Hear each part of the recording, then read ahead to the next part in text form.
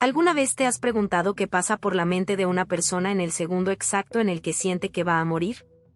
Imagina estar en el último piso de un edificio, sentir que la tierra se mueve con una violencia salvaje y, de repente, ver cómo todo el suelo desaparece bajo tus pies mientras la estructura se desploma por completo. Esto es exactamente lo que vivió Camar Galíndez hace unos días durante los devastadores terremotos en Venezuela. Pero lo que pasó mientras caía al vacío, y el misterio que los rescatistas encontraron en su ropa al sacarlo de los escombros, está dejando sin palabras a miles de personas dentro y fuera de la iglesia. Para entender la magnitud de lo que estamos hablando, tenemos que ponernos en contexto. Los recientes sismos en Venezuela han sido de los más duros que ha enfrentado la región en los últimos años. Las imágenes que nos llegan son desgarradoras. Miles de víctimas, desaparecidos y ciudades enteras tratando de levantarse entre el metal y el hormigón. Camar Galíndez, un abogado de 53 años, se encontraba por motivos de trabajo en el último piso de un conocido hotel en La Guaira cuando comenzó el desastre. En cuestión de segundos, el edificio sufrió un colapso vertical masivo. El suelo se hundió y Camar cayó al vacío junto con miles de toneladas de escombros, quedando sepultado en una oscuridad absoluta y con una viga enorme presionando directamente su pecho. Lo lógico, lo humanamente esperable en una situación de semejante impacto, era la muerte instantánea o, al menos, la pérdida del conocimiento por el shock. Pero aquí es donde la historia da un giro que desafía toda lógica humana y médica. Antes de contarte los 3 detalles inexplicables que descubrieron tras su rescate, si te interesan estas historias reales que nos hacen reflexionar sobre la fe, la fragilidad de la vida y el misterio de lo que no podemos ver, te invito a suscribirte al canal. Cada semana analizamos los hechos más impactantes que conmueven a la comunidad católica en todo el mundo. Vamos a analizar lo que ocurrió punto por punto,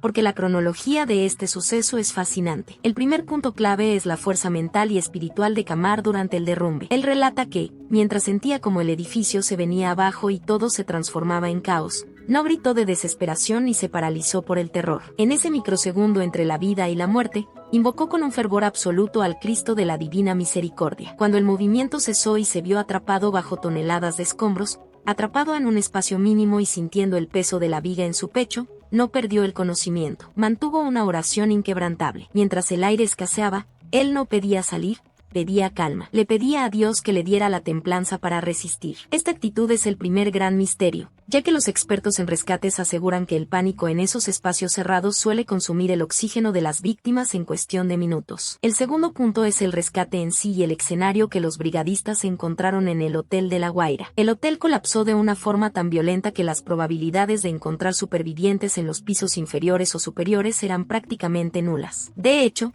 muchas de las personas que se encontraban en la misma estructura perdieron la vida de forma inmediata. Cuando los equipos de emergencia lograron llegar hasta la posición de Camar, retirando las pesadas placas de concreto, se sorprendieron al ver que, a pesar de la presión de la viga y de la caída de varios pisos, el abogado solo presentaba una fractura en el brazo y algunos golpes menores. Médicamente es inexplicable cómo una estructura que aplastó bloques de concreto no destrozó la caja torácica de un hombre de 53 años. Pero el tercer punto, y el que ha encendido el debate y la devoción en las redes, es el misterio de la medalla. Camar llevaba al cuello una cadena con la medalla de la Virgen de la Milagrosa. Durante el colapso, la cadena se rompió por la fuerza de la caída y la tensión del cemento. Sin embargo, cuando los médicos lo estaban revisando tras sacarlo de la montaña de escombros, descubrieron algo asombroso. La medalla no se había perdido entre las toneladas de tierra y basura. Estaba perfectamente engarzada, enganchada de forma fija en el cierre del bolsillo de su short. Para que nos hagamos una idea, la probabilidad matemática de que una medalla pequeña se desprenda de un cuello en una caída libre de varios pisos y termine enganchada exactamente en la costura de un bolsillo, sin romperse y sin perderse en el desastre,